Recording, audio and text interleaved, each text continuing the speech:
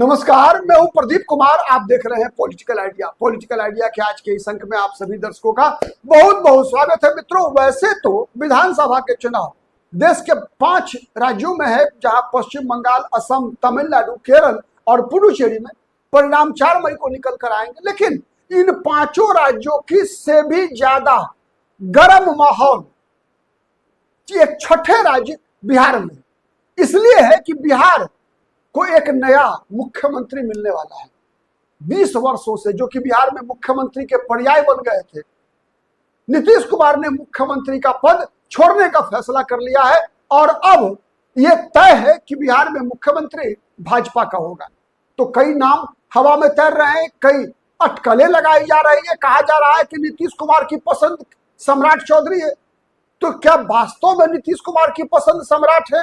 और क्या नीतीश कुमार की पसंद सम्राट को भारतीय जनता पार्टी अपना पसंद बना लेगी क्या? या फिर प्रधानमंत्री के हनुमान, चूंकि लगातार ये मांग हो रहा है बिहार में कि चिराग पासवान को बिहार का मुख्यमंत्री बनाया जाना चाहिए। वर्तमान में एक भी राज्य देश में ऐसा नहीं है मित्रों जहां पर कि कोई दलित मुख्यमंत्री हो। एक युवा चेहरा है, चूंकि बिहार की राजनीति में अगर देखेंगे वर्तमान में तो जितने भी विकल्प हैं, अब आप कह सकते हैं कि एक जनरेशनल चेंज के मुहाने पर, दरवाजे पर बिहार खड़ा है। लालू प्रसाद यादव का युग समाप्त, नीतीश कुमार भी लगभग रिटायरमेंट की स्थिति में है, सुशील मोदी चले गए, स्वर्गीय रामविलास पासवान चले गए। मतलब अब बिहार की राजनीति अगली पीढ़ी के हाथ में है। तो फिर भारतीय जनता पार्टी का भी जो नेता होना चाहिए वो अगली पीढ़ी का होना चाहिए। मतलब अगली पीढ़ी मतलब अराउंड 50 साल की उम्र के आसपास का कोई होना चाहिए। चूंकि निशांत कुमार 50 साल, 48 साल के कहे जाते हैं कि शायद 47-48 के आसपास के चिराग पासवान है। माना जाता है कि अब 38 से 40 के बीच में तेजस्वी यादव है। तो ऐसी परिस्थिति में भारतीय जनता पार्टी मतलब मोदी के हनुमान की लॉटरी निकल सकती है। तो क्या फायदा होगा भारतीय जनता पार्टी को, या भारतीय जनता पार्टी फिर से कोई रिस्क नहीं लेगी जैसा रिस्क बीजेपी ने नीतीश कुमार के मामले में लिया था? क्या भारतीय जनता पार्टी अपने सहयोगी दलों के किसी नेता को मुख्यमंत्री बनाना स्वीकार नहीं करेगी? क्या ऐसा भी कोई शर्त चल रहा है कि चिराग पासवान बीजेपी में शामिल हो जाए और चिराग पासवान फिर बीजेपी के बिहार में मुख्यमंत्री बन जाए? या फिर अमित शाह और आरएसएस की तर्कस में कोई और तीर है? जैसे तीर हरियाणा में निकला नायब सिंह सैनी का, उससे पहले मनोहर लाल खट्टर का, जैसे तीर राजस्थान में निकला भजन लाल शर्मा का, जैसे कोई तीर निकल के आता है महाराष्ट्र में 2014 में देवेंद्र फडणवीस का, जैसे सब लोग अटकल लगा रहे थे 2014 में कि झारखंड में कोई आदिवासी मुख्यमंत्री बनेगा, लेकिन बीजेपी ने बनाया एक रघुवर दास को। तो ऐसा ही कोई चेहरा जिसकी चर्चा नहीं है, वैसा कोई चेहरा अमित शाह की तर्कस से निकलेगा।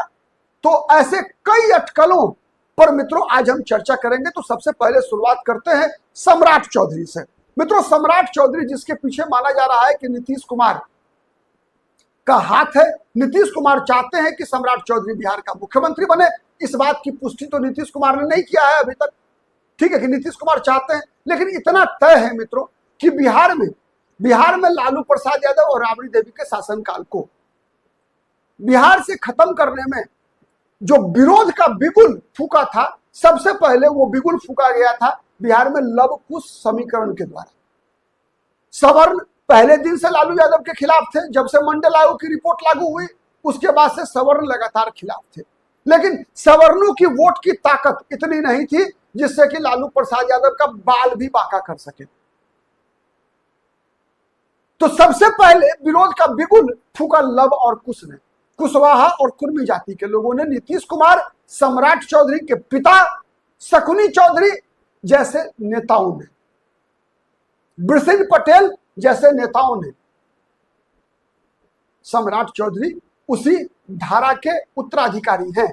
भारतीय जनता पार्टी में जब से आए हैं तब से भारतीय जनता पार्टी ने भी सम्राट चौधरी को काफी महत्व दिया, मंत्री बनाया, विधान परिषद में भारतीय जनता पार्टी का नेता बनाया, फिर नेता विरोधी दल बनाया, प्रदेश अध्यक्ष बनाया, डिप्टी सीएम बनाया, फिर डिप्टी सीएम नंबर 1 बनाया, तो भारतीय जनता पार्टी ने सम्राट चौधरी को सम्मान देने में कोई कमी नहीं की है। लेकिन माना यह जाता है मित्रों कि सम्राट चौधरी भारतीय जनता पार्टी के मूल कैडर नहीं है, इसलिए सम्राट चौधरी का पत्ता कट सकता है। तो फिर बात दो तरह की आती है। एक तरफ की बात आती है कि भारतीय जनता पार्टी को क्या हेमंत विश्व शर्मा और देवेंद्र फडणवीस में आप ये नहीं कह सकते कि Devendra Fadnavis is more useful than Hemant Biswa Sharma. Hemant Biswa Sharma भी बीजेपी के लिए उतने ही उपयोगी है जितने देवेंद्र फडणवीस है। तो फिर जब हेमंत विश्व शर्मा भारतीय जनता पार्टी के देश भर में चेहरा बन सकते हैं, तो बिहार में सम्राट चौधरी क्यों नहीं? उसके बाद दूसरा नाम, जैसा मैंने बताया, चिराग पासवान का। तो चिराग पासवान के मामले में इस बात में कहीं कोई दो मत नहीं है कि चिराग पासवान बिहार का युवा चेहरा, बिहार की राजनीति का भविष्य। जितने भी युवा नेता हैं उसमें सबसे ज्यादा अगर कोई पोलाइट चेहरा अगर आपको मिलेगा, जिसके अंदर समाज के विभिन्न वर्गों को सबको साथ लेकर चलने का एक मादा आपको दिखेगा, जो विभाजनकारी राजनीति से अभी तक अपने को बचा कर रखा है, सर्वसमावेशी राजनीति करने का प्रयास कर रहा है, उस चेहरों में एक नाम है चिराग पासवान का। और शायद यही कारण है कि प्रधानमंत्री भी चिराग पासवान में भविष्य की संभावनाएं देखते हैं। इसीलिए आप देखिए कि दोनों के बीच केमिस्ट्री क्या है, नरेंद्र मोदी और चिराग पासवान। तब भी चिराग पासवान ने कहा, जब एनडीए से अलग होकर चिराग पासवान 2020 के विधानसभा चुनाव लड़ रहे थे मित्रों, तब भी चिराग पासवान ने कहा था कि मैं अगर हनुमान होता तो कलैया चीर के दिखा देता। इस दिल में केवल और केवल नरेंद्र मोदी है। खुद को नरेंद्र मोदी का हनुमान जब चिराग पासवान पर यह आरोप लगाया 2020 के विधानसभा चुनाव में भारतीय जनता पार्टी और नीतीश कुमार की जदयू के नेताओं ने कि प्रधानमंत्री के फोटो का इस्तेमाल चिराग पासवान कर रहे हैं, तो चिराग पासवान ने कहा था कि आप पोस्टर तो छीन सकते हैं मोदी का, आप मोदी का फोटो छीन ले सकते हैं मुझसे, उस पर रोक लगवा सकते हैं, लेकिन इस दिल में से कैसे मोदी को निकालोगे? अब इस प्रकार के चेहरे, इस प्रकार का प्रधानमंत्री के प्रति समर्पित व्यक्ति का प्रधानमंत्री कितना बैकअप करते हैं, ये एक सबसे बड़ा सवाल है। लेकिन दूसरा बड़ा सवाल यह है मित्रों कि क्या भारतीय जनता पार्टी का कैडर इसके लिए स्वीकार करेगा? भारतीय जनता पार्टी का कैडर 20 साल से इंतजार कर रहा है कि बिहार में उसका मुख्यमंत्री हो, मतलब कोई भाजपाई मुख्यमंत्री बने, भारतीय जनता पार्टी का नेता, भारतीय जनता पार्टी का कार्यकर्ता बिहार का मुख्यमंत्री बने। तो फिर चिराग पासवान उस फॉर्मूले में फिट नहीं बैठते हैं। लेकिन कई लोग मानते हैं कि अगर आज न कल चिराग पासवान जिस रास्ते पर चल रहे हैं, यह संभव है कि चिराग पासवान अपनी पार्टी का विलय भारतीय जनता पार्टी में कर दे और भारतीय जनता पार्टी की तरफ से मुख्यमंत्री के उम्मीदवार हो, मुख्यमंत्री बन जाए। इस बात की संभावना से इनकार नहीं किया जा सकता, इस बात की संभावना से भी इनकार नहीं किया जा सकता। इसलिए मित्रों मैं कह रहा हूं कि चिराग पासवान की चुप्पी, चिराग पासवान के कुछ समर्थक जरूर चिराग पासवान के बारे में चर्चा कर रहे हैं। चिराग पासवान के सगे बहनोई अरुण भारती जरूर चिराग पासवान की चर्चा कर रहे हैं, लेकिन चिराग पासवान मौन है, बीजेपी मौन है। कौन होगा मुख्यमंत्री? बीजेपी भी मौन है। और ये वो मौन है जो कभी भी चिराग पासवान की लॉटरी लगा सकता है। अब ये लॉटरी कैसे लगती है? लोक जनशक्ति पार्टी रामविलास के नेता के रूप में या फिर भारतीय जनता पार्टी के नेता के रूप में, ये एक अलग सवाल है। या फिर तीसरा क्या कोई बिहार में अमित शाह का सस्पेंस, कोई सीक्रेट प्लान? मतलब बिहार में, चूंकि मित्रों बिहार की राजनीति में माना क्या जाता है ना, माना यह जाता है कि जातिगत ध्रुवीकरण और जातीय वोट बैंक से ही बिहार में राजनीतिक आधार तैयार किया जा सकता है, तब तक जब तक हिंदू एक वोट बैंक नहीं बनता, तब तक जो सोशल केमिस्ट्री होता है ना, उसके सहारे भारतीय जनता पार्टी को रहना पड़ेगा। बिहार असम नहीं है, बिहार पश्चिम बंगाल नहीं है। पश्चिम बंगाल में 70% दलित बीजेपी के पक्ष में वोट डालते हैं। लेकिन बिहार में अगर चिराग पासवान, जीतन राम मांझी जैसे नेता बीजेपी के साथ न हो तो शायद बीजेपी को बिहार में दलितों का 20% वोट भी ना मिले। लेकिन पश्चिम बंगाल में दलित बीजेपी के पास 60-70% होते हैं। बिहार में आरजेडी के साथ, कांग्रेस पार्टी के साथ 5%, 10% सवर्ण भी नहीं है। लेकिन पश्चिम बंगाल में सवर्ण ममता बनर्जी के साथ। तो ये राजनीतिक सच्चाई है। तो सवाल ये उठता है कि अमित शाह के तर्कस से कौन कौन सा तीर निकल सकता है। तीर निकल सकता है कैसे मित्रों, समझिए। बिहार में वर्तमान में राज्यसभा में जितने भी सदस्य हैं उसमें अति पिछड़ा समाज से सबसे ज्यादा एमपी बीजेपी के हैं। बीजेपी ने तीन राज्यसभा में अति पिछड़ा कोटा से सांसदों को बनाया हुआ है। बिहार विधान परिषद में सबसे ज्यादा ईबीसी विधायक बीजेपी के हैं। इतना ही नहीं, बीजेपी किस प्रकार से सामाजिक समीकरण को लगातार दुरुस्त करने का प्रयास कर रही है, इस बात से साबित होगा कि बिहार से पहला रविदास जो राज्यसभा में गया है, शिवेश कुमार राम। आजाद भारत के इतिहास में रविदास समाज से राज्यसभा पहुंचने वाले सबसे पहला नाम है शिवेश कुमार राम का।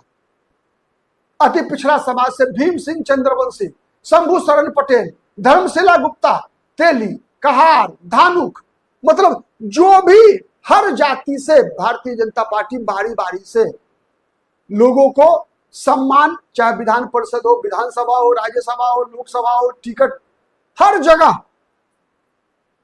इस प्रकार का एक सोशल कोलिशन और उस कोलिशन के आधार पर अम्ब्रेला बनाने का लगातार प्रयास कर रही है,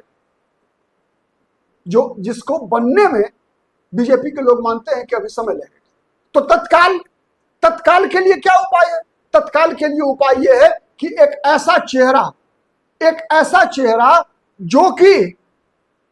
जो कि जिसके खिलाफ कोई ध्रुवीकरण नहीं हो सके। जैसे बिहार में कुछ जातियां ऐसी हैं मित्रों जिनके खिलाफ ध्रुवीकरण होता है, जैसे सवर्णों के खिलाफ ध्रुवीकरण होता है बिहार में, यादव जाति के खिलाफ ध्रुवीकरण होता है, मुसलमानों के खिलाफ ध्रुवीकरण होता है। ये 3 वर्ग ऐसे हैं मित्रों जिसके खिलाफ ध्रुवीकरण होता है। इसीलिए चर्चा ऐसी है कि भारतीय जनता पार्टी इन 3 वर्ग से मुख्यमंत्री नहीं बनाएगी। वैसे ही जैसे हरियाणा में जाट के खिलाफ ध्रुवीकरण होता है तो बीजेपी ने किसी जाट को सीएम नहीं बनाया। तो ये महाराष्ट्र में मराठाओं के खिलाफ ध्रुवीकरण होता है तो बीजेपी ने किसी मराठा को अपनी पार्टी से सीएम नहीं बनाया। तो ये राजनीति बीजेपी करती है। गुजरात में भी नरेंद्र मोदी सफल इसलिए हुए कि नरेंद्र मोदी ने पाटीदार के एक छत्र राज्य को नरेंद्र मोदी ने के खिलाफ हिंदुत्व का एक अम्ब्रेला खड़ा किया, और उसी का परिणाम है कि गुजरात में भारतीय जनता पार्टी आज 3 दशक से अजेय हो चुकी है, अजेय, जिसे हराया नहीं जा सकता।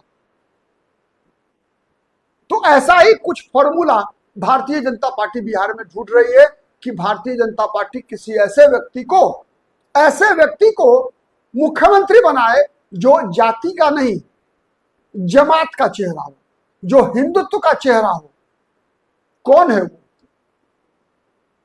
कौन है वो जो जाति का नहीं, जमात का चेहरा हो, जो हिंदुत्व का चेहरा हो? कमेंट करके बताइए मित्रों आप भी कि आप किसे मानते हैं। आपको क्या लगता है कि बीजेपी किसे बनाएगी मुख्यमंत्री? सम्राट चौधरी को, चिराग पासवान को, या फिर जैसा मैंने कहा कि कोई हिंदुत्व का चेहरा, जाति का चेहरा नहीं, किसी जिले का चेहरा नहीं, किसी ओबीसी, ईबीसी, दलित, महादलित का चेहरा नहीं, बल्कि हिंदू का चेहरा? कौन है वो हिंदू का चेहरा? कमेंट करके बताइएगा। आपको क्या लगता है, अपने अनुसार बताइए कि आप किसको मानते हैं कि वो हो सकता है हिंदुत्व का चेहरा, हिंदू का चेहरा हो सकता है, जो आने वाले दिनों में भारतीय जनता पार्टी की बिहार की राजनीति को हिंदुत्व के नाम पर न पिछड़ावाद, न अति पिछड़ावाद, न दलितवाद, न सवर्णवाद, न ब्राह्मणवाद, न मनोवाद, न यादववाद, न कुर्मीवाद, इन सब से ऊपर उठाकर केवल और केवल भाजपावाद की राजनीति में कन्वर्ट कर सकेगा, ऐसा कौन सा चेहरा हो सकता है बिहार में? कमेंट करके बताइए। आज के लिए इतना ही। वीडियो पसंद आता है तो लाइक कीजिए, शेयर कीजिए, जिससे अधिक से अधिक लोगों तक हमारी बातें पहुंच सके। अब तक यदि पॉलिटिकल आइडिया को सब्सक्राइब नहीं किया है मित्रों तो प्लीज सब्सक्राइब इट। नमस्कार।